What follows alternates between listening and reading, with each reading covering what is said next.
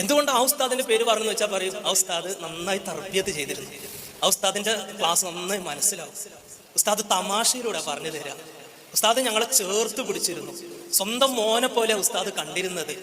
ഇതേപോലെ വർഷങ്ങൾക്ക് ശേഷം ഇതേപോലെ ഒരു സംഗമത്തില് നിങ്ങൾ പഠിപ്പിച്ച ഒരു മോന് ഇതേ സദസ്സിലിരിക്കുന്നു, ആ മോന് നിങ്ങളെ പേര് പറഞ്ഞിട്ടുണ്ടെങ്കിൽ മാഷാ അല്ലാ നമ്മളുടെ അധ്യാപനം വിജയിച്ചു.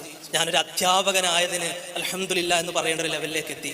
ഒരു കാലത്ത് ഞാൻ പഠിപ്പിച്ച മക്കൾ ഉയരങ്ങളിലേക്ക് എത്തിയാൽ അന്ന് എന്നെ പഠിപ്പിച്ച എൻ്റെ ഉസ്താദാണ് എൻ്റെ ജീവിതത്തിൽ ശരിയായ വഴി എനിക്ക് തുറന്നു തന്നത് എന്ന് പറയുന്ന ലെവലിലേക്ക് നമ്മൾ വളർന്നിട്ടുണ്ടോ എന്നുള്ളത് സ്വയം ഓരോരുത്തരും ചോദിക്കുക. അപ്പോൾ എനിക്ക് മനസ്സിലാകും ഞാൻ ഇനിയും ഒരുപാട് മാറാനുണ്ട്, ഞാൻ ഇനിയും ഒരുപാട് ഉയരങ്ങളിലേക്ക് എത്താനുണ്ട്. ഞാനൊരു വീഡിയോ കാണിച്ചു തരാം. ഈ വീഡിയോയിൽ ഒരു അധ്യാപകന് സ്കൂളിൽ നിന്ന് റിസൈൻ ചെയ്തിട്ട് പോകുന്ന സമയത്ത് കുട്ടികൾ വിടണില്ല, സാറ് പോവല്ലേ, സാർ ഞങ്ങൾക്ക് പഠിപ്പിക്കണം.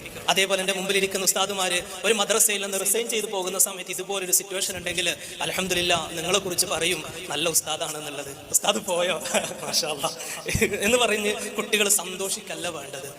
ഞാൻ 10-15 വർഷം ഒരു മദ്രസയിൽ ജോലി ചെയ്ത് അവിടെ നിന്ന് റിസൈൻ ചെയ്ത് മറ്റൊരു സ്ഥലത്തേക്ക് ജോലി തേടി പോകുന്ന സമയത്ത് നിങ്ങളെ മദ്രസയിൽ നിന്ന് എത്ര കുട്ടികൾ പൊട്ടി കരയുമെന്നുള്ളത് സ്വയം ഒന്ന് ചോദിച്ചു നോക്കിയേ. കരയുന്ന മക്കളുണ്ടെങ്കിൽ ഞാനൊരു അധ്യാപകനായതിൽ അൽഹംദുലില്ലാ മുതലായല്ലോ. അത് അഹങ്കാരത്തിന് വേണ്ടിയോ അഹംഭാവത്തിന് വേണ്ടിയോ അല്ല, ഞാൻ നല്ലൊരു അധ്യാപകനാണ് എന്നതിൻ്റെ ഒരു വ്യക്തമായ തെളിവാണ്. അവസാനം പാരൻസ് അടക്കം ഇടപെട്ടിട്ട് ആ അധ്യാപകൻ അവിടെ തന്നെ നിലനിർത്തി എന്നുള്ളതാണ് പറയുന്നത്.